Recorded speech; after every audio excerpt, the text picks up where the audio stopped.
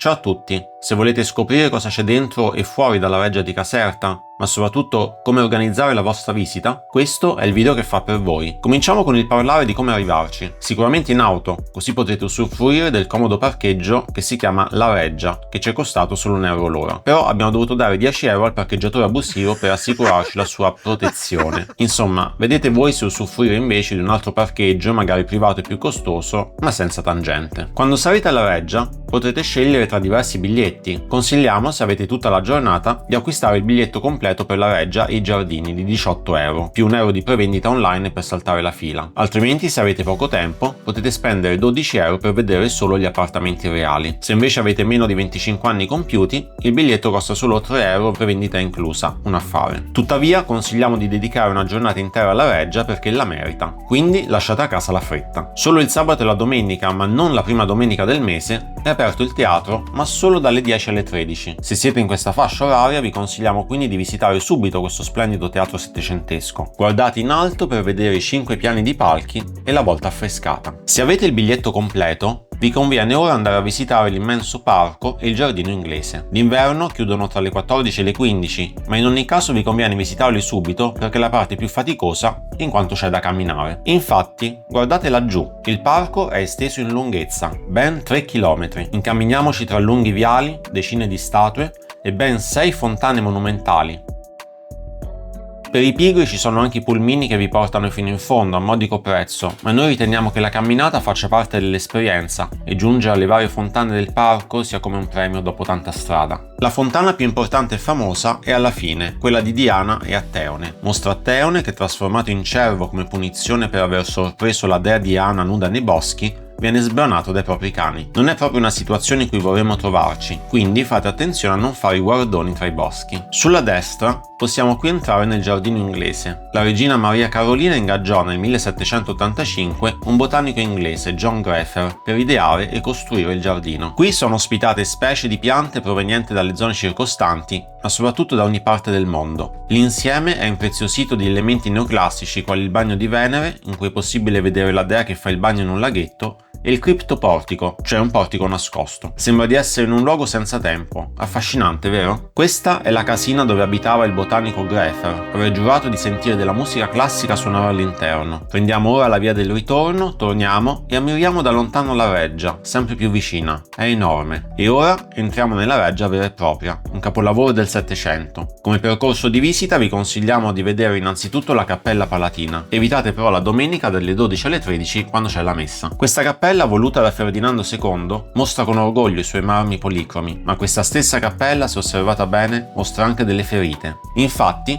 alcuni marmi sono scheggiati a causa del bombardamento subito dalla reggia nel settembre del 43, quasi che sia un monito contro la forza distruttiva delle guerre. Ma la cappella è solo un assaggio, tenetevi forte e passeremo tra tante sale reali, una più bella dell'altra. Ecco la sala Romanelli, ma passiamo già oltre, nella sala degli alabardieri, tra questi splendidi marmi. Ma cosa ci fanno queste bottiglie moderne per terra così a caso in questo palazzo reale? Purtroppo, qualcuno ha deciso di mostrare dell'obbrobriosa e insignificante arte moderna proprio in queste stanze. Secondo noi è un fulmine in un occhio. Questa sala invece era fatta per ospitare le 200 guardie personali del re, tra stucchi dorati e statue, e un orribile cavallo così a caso. Proseguendo, ecco una delle stanze più belle, quella di Alessandro, dove è affrescato l'episodio del matrimonio tra Alessandro e la principessa persiana Roxane. Qui ci avviciniamo alla sala del trono, siamo nella quarta anticamera, la sala di Marte, raffigurato con le fattezze di Gioacchino Murat. Questa era una sala di rappresentanza dove i nobili del regno facevano anticamera prima di essere ricevuti dal re. Quest'altra sala, usata per scopi diplomatici, è la sala di Astrea, una dea della giustizia, raffigurata con la classica bilancia. E questa è la maestosa sala del trono, dove il re teneva udienza. Gli stemmi delle province del regno adornano la volta.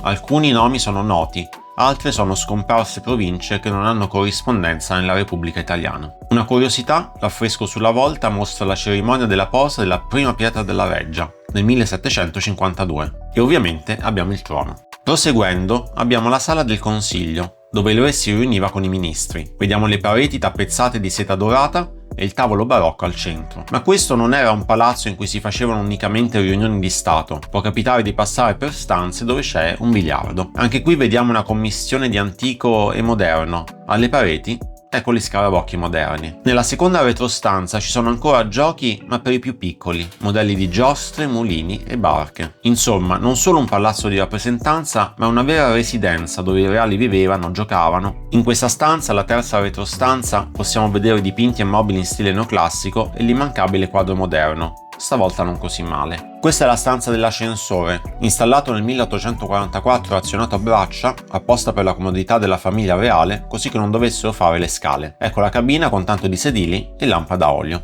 E andiamo avanti. Il palazzo sembra interminabile e in effetti è davvero grosso. Ecco la stanza delle culle, appartenuta ai Savoia dopo essere entrati in possesso della reggia dopo l'unità d'Italia. Proseguiamo con un assaggio di arte contemporanea, ma pochi secondi ci bastano per vedere il di dietro di un cavallo che entra nella parete. Ci sono così tante stanze che una è dedicata unicamente alla portantina di Pio IX, che fu utilizzata nel 1848. Non poteva mancare una piccola cappella privata, ottocentesca. Passiamo per la camera da letto di Gioacchino Murat, per la seconda anticamera con questo coso in mezzo e per la prima anticamera in cui tra splendidi quadri e affreschi possiamo ammirare una suppostona in legno, opera di un genio inglese contemporaneo. Splendidamente decorata e arredata ecco la camera da letto di Francesco II, una festa per gli occhi, molto ampia, più grande del nostro appartamento. E non poteva ovviamente mancare per comodità il bagno adiacente. Ora stiamo per vedere alcune delle sale più belle della reggia, dedicate alle 4 stagioni. Ecco la sala della primavera, dove decorazioni e mobili si accordano con gli affreschi a tema stagionale. Come una macchina del tempo, dalla primavera passiamo all'estate, stagione di abbondanza e cereali. Infatti c'è l'affresco dedicato alla dea Cerere. Ammiriamo poi l'autunno e cosa succede in questa stagione? Principalmente si fa il vino, ed ecco l'incontro di Bacco e Arianna. Poi c'è anche questa discutibile statua in legno. Non capiamo se si tratti di una ragazzina in preda al primo ciclo mestruale o altro. Ed ecco infine la sala dell'inverno. Anche un piccolo studiolo ha il suo fascino in questa reggia, e persino la stanza da toeletta del re.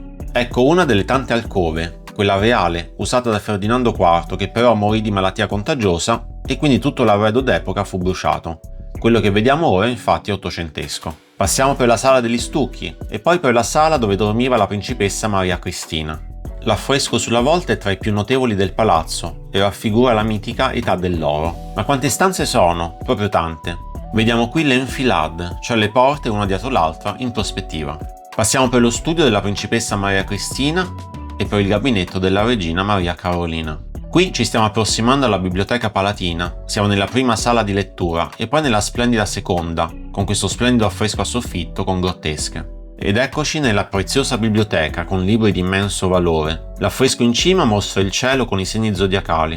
In questa biblioteca abbiamo 2 sculture dell'antichità classica, una dedicata a Melpomene, dea della tragedia, e un'altra dedicata a Talia, dea della commedia. Non ci aspettavamo di trovare dei presepi nella reggia, ma impariamo che i sovrani borbonici erano grandi ammiratori dell'arte presepiale napoletana e avevano nel loro palazzo gli splendidi esempi, che venivano allestiti in questa sala ellittica. Prendiamoci un po' di tempo per ammirarli, sono scene sacre e di vita quotidiana. Attraversiamo le ultime sale che sono pinacoteche, una dei fasti farnesiani, una per la ritrattistica borbonica, una per le allegorie, questa per le pitture di genere, cioè scene di cucina e animali, e una per i paesaggi. Insomma, vi abbiamo fatto vedere un po' tutto, ma nessun video può sostituire l'esperienza della visita. Quello che vogliamo farvi portare a casa con questo video è che per visitare la reggia occorre un'intera giornata, che vi conviene fare il biglietto per vedere tutto, giardini e appartamenti, e vi conviene visitare prima la parte più faticosa dei giardini, quindi 6 km abbondanti tra andata e ritorno, e poi gli appartamenti. Speriamo con questo video di essere stati utili, non dimenticate di iscrivervi per seguirci in altre visite in Italia e all'estero, e a presto!